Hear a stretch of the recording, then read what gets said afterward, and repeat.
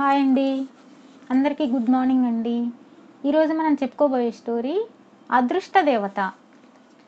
Africa దేశంలో ఒక బెస్తవాడు ఉండేవాడు. వాడు ఒక పెద్ద సరస్సులో చేపలు పట్టేవాడు. చేపలను పట్టడానికి గాను వాడు పెద్ద పెద్ద పళ్ళికల లాంటి ఊతలు ఉపయోగించేవాడు. వాడు తన తెప్పలో ఈ ఊతలను పట్టుకుపోయి సరస్సు అట్టే లోతుగా లేని చోట వాటికి తాళ్ళు కట్టి దించేవాడు. తాళ్ల చివర కర్ర ముక్కలు కట్టడం చేత అవి పైకి తేలి ఊతలు ఎక్కడెక్కడ ఉన్నది వాడికి సులువుగా తెలిసేది. ఇంటికి వెళ్ళేటప్పుడు ఈ ఊతలన్నిటినీ పైకి లాగి వాటిలో చిక్కిన చేపలతో పొట్ట పోసుకునేవాడు. ఒకనాడు బెస్తవాడు తన ఊతలను ఒక్కొక్కటిగా పైకి లాగసాగాడు. 2 ఊతల్లో ఒక చేప కూడా పడలేదు. 3వ దానిలో ఒక చిన్న ఎండ్రకాయ మాత్రం ఉన్నది. కానీ 4వది చాలా బరువుగా పైకి లేచింది.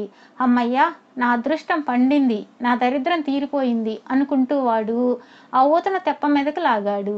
అందులో ఎండి వరడుగట్టిన ఒక ముసలిది మాత్రం ఉన్నది. బెస్తవాడి ఆశ్చర్యం క్షణంలో అసహ్యంగా మారిపోయింది. వాడు ఆ ముసలిదాన్ని మళ్ళీ సరస్సులోకి తొయ్యబోయాడు. కానీ ఆమె వాడితో, మళ్ళీ నన్ను నీటిలోకి తోసేయకు బాబు, నీ వెంట నన్ను మీ ఇంటికి తీసుకుపో, నీకేమీ నష్టం ఉండదులే అన్నది. నిన్ను మా ఇంటికి తీసుకుపోనా?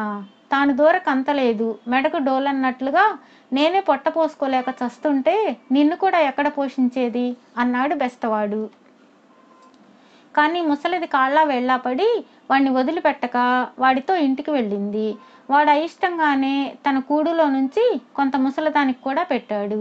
ఇద్దరూ తిండి తిన్నాక వాడు ముసలిదానితో, నాకేదో లాభం కలుగుతుందన్నావు కదా ముసలి తొక్క, ఆ లాభం ఏమిటో స్పష్టంగా చెప్పు, విని సంతోషిస్తాను అన్నాడు.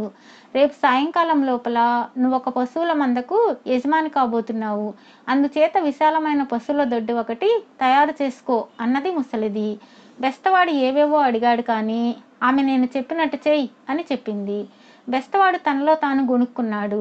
అయినా వాడు మర్నాటికల్లా శ్రమపడి చుట్టూ ముళ్ళ కొమ్మలతో బలమైన కంచె కట్టి పశువుల దొడ్డి తయారు చేశాడు. అది పూర్తి అయ్యేసరికి సూర్యాస్తమయం కావచ్చింది. ఈ పని పూర్తి అయిన మరుక్షణమే సరస్సు దిక్కు నుంచి పశువుల అరుపులు వినిపించాయి.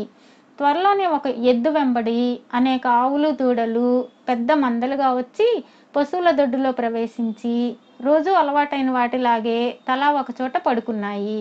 ఇక నుంచి బెస్తవాడి జీవితం పూర్తిగా మారిపోయింది. వాడిప్పుడు పేదవాడు కాకపోగా మహాధనికుడు. ఆ చుట్టుపక్కల వాడిని మించిన ధనికుడు ఇంకా వేరే లేడు. వాడు పొలాలు కొనుక్కున్నాడు, పెళ్లి చేసుకుని ఒక ఇంటివాడు కూడా అయ్యాడు. ఆ ప్రాంతాలు ఉండే ఘరానా మనుషులతో పాటు జమ అయ్యాడు. ఎవరన్నా సలహా అడగటానికి వస్తే గడ్డం నిమురుకుంటూ, నాకు ఇదే పని అనుకుంటున్నావా, రేపు కనిపించి చూస్తాం, వట్టి చేతులతో వచ్చేవు జాగ్రత్త అని దర్పంగా మాట్లాడటం కూడా నేర్చాడు. ఈ విధంగా 6 మాసాలు గడిచాయి. ఒకరోజు బెస్తవాడు పొరుగుళ్ళో విందు జరిగితే అక్కడికి వెళ్ళాడు. అక్కడ బాగా తిని మితిమించి సారాయి తాగాడు. విందు ముగిసేసరికి పొద్దుపోయింది. బెస్తవాడు తూలుకుంటూ అవకాశం దొరికితే ఎవరి మీదనైనా విరుచుకుపడ్డానికి సిద్ధంగా ఇంటికి వచ్చాడు. ఇంట్లో అందరూ తలుపులు వేసుకుని గాఢ నిద్రలో మునిగి ఉన్నారు. తలుపు తలుపు, కామందు వచ్చాడు, తలుపు తెరవండి అని వాడు కేకలు పెట్టాడు. కానీ ఎవరూ పలకనే లేదు. వాడికి ఆగ్రహం తన్నుకొచ్చింది. ఏమిటి, నేనంటే అంత అలుసైపోయిందా? సరస్సులో నుంచి నేను పైకి తీసిన ఆ ముసలి తోత ఏం చేస్తున్నది? లేచి తలుపు తీయవే ముసలి పీనుగా అంటూ పెద్దగా అరిచాడు. వాడి మాట వాడి నోట ఉండగానే తలుపు తెరిచి ముసలిది వాకిటే నిలబడింది. ఆమె వాడికేసి చూస్తూ, నువ్వు నన్ను నిష్కారణంగా తిట్టావు. చేసిన మేలు మర్చే వాళ్ళ దగ్గర, మసలుకోవడం తెలియని వాళ్ళ దగ్గర నేను అసలు ఉండను. రేపే నా చోటుకి నేను వెళ్ళిపోతున్నాను అన్నది. ఓ అబ్బో, పోతే పో, పేడ విరగడవుతుందిలే అన్నాడు బెస్తవాడు. మర్నాడు ఉదయం ముసలిది నిద్ర లేచింది. పక్క బట్టలు చక్కగా మడిచిపెట్టింది. అంట్ల గిన్నెలు శుభ్రంగా తోమేసింది. ఇల్లు ఊడ్చేసింది. ఇంటి నుంచి ఒక్క పూచిక పుల్ల కూడా తీసుకోకుండా వెళ్ళి పశువుల దొడ్డి వాకిలి తెరిచింది. తరువాత ఆమె సరస్సుకేసి నడిచింది. పశువులన్నీ జంటలు జంటలుగా ఆమె వెనక బయలుదేరి వెళ్ళి ఆమెతో పాటే సరస్సులో ప్రవేశించి కనిపించకుండా మాయమైపోయాయి. బెస్తవాడు మళ్ళీ చేపలు పట్టి జీవించే స్థితికి వచ్చేశాడు. వాడి అదృష్ట దేవత అంతటితో వెళ్ళిపోయింది.